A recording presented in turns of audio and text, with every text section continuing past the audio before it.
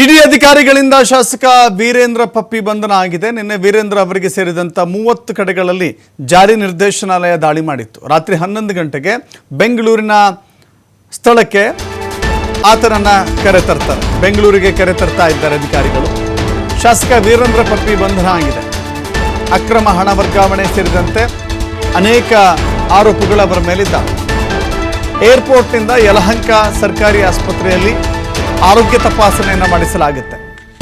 Medical test ಆದ ಬಳಿಕ ನ್ಯಾಯಾಧೀಶರ ಮನೆಗೆ ಹಾಜರುಪಡಿಸಲಾಗುತ್ತೆ. ಬಳಿಕ ಕಾನೂನು ಪ್ರಕ್ರಿಯೆಯನ್ನು ಮುಗಿಸಿ ಹಾಜರುಪಡಿಸಬೇಕಾಗುತ್ತೆ.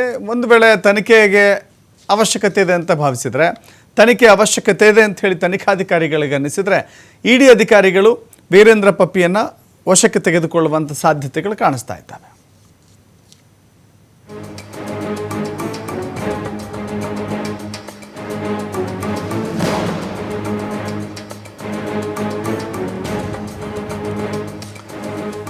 ನೋಡ್ತಾ ಇದ್ದೀರಿ, ಕುಬೇರನ ಸಂಪತ್ತು, ಕುಬೇರನ ಖಜಾನೆ ಶಾಸಕ ವೀರೇಂದ್ರ ಪಪ್ಪಿ. ಚಿತ್ರದುರ್ಗದ ಕಾಂಗ್ರೆಸ್ ಶಾಸಕ ವೀರೇಂದ್ರ ಪಪ್ಪಿ 12 ಕೋಟಿ ನಗದು ಇದೆ. ನೋಡ್ತಾ ಇದ್ದೀರಿ, ರಾಶಿ ರಾಶಿ ಹಣವನ್ನು. ವಿದೇಶಿ ಕರೆನ್ಸಿ 1 ಕೋಟಿದು, ವಿದೇಶಿ ಕರೆನ್ಸಿ 1 ಕೋಟಿದು. ಆಮೇಲೆ ಚಿನ್ನಾಭರಣ ಲೆಕ್ಕವೇ ಇಲ್ಲ. ವಜ್ರ ವೈಡೂರ್ಯ ಬೆಲೆ ಬಾಳುವ ಕಾರುಗಳಿಗೂ ಲೆಕ್ಕವೇ ಇಲ್ಲ. ಐಷಾರಾಮಿ ಕಾರುಗಳಿಗೆ ಲೆಕ್ಕವೇ ಇಲ್ಲ. ಅಪಾರ ಪ್ರಮಾಣದಲ್ಲಿ ಆಸ್ತಿಯನ್ನು ಸಂಪಾದನೆ ಮಾಡಿದ್ದಾರೆ. ಸಂಪಾದನೆ ಮಾಡಲಿಕ್ಕೆ ಭಾರತದಲ್ಲಿ ಅವಕಾಶ ಇದೆ, ಆದರೆ ಕಾನೂನು ಪ್ರಕಾರವಾಗಿಯೇ ಸಂಪಾದನೆ ಮಾಡಬೇಕಾಗತ್ತೆ. ಅಕ್ರಮ ಹಣ ವರ್ಗಾವಣೆ, ಅಕ್ರಮ ಹಣ ಸಂಪಾದನೆಗೆ ಇಲ್ಲಿ ಅವಕಾಶ ಇರೋದಿಲ್ಲ.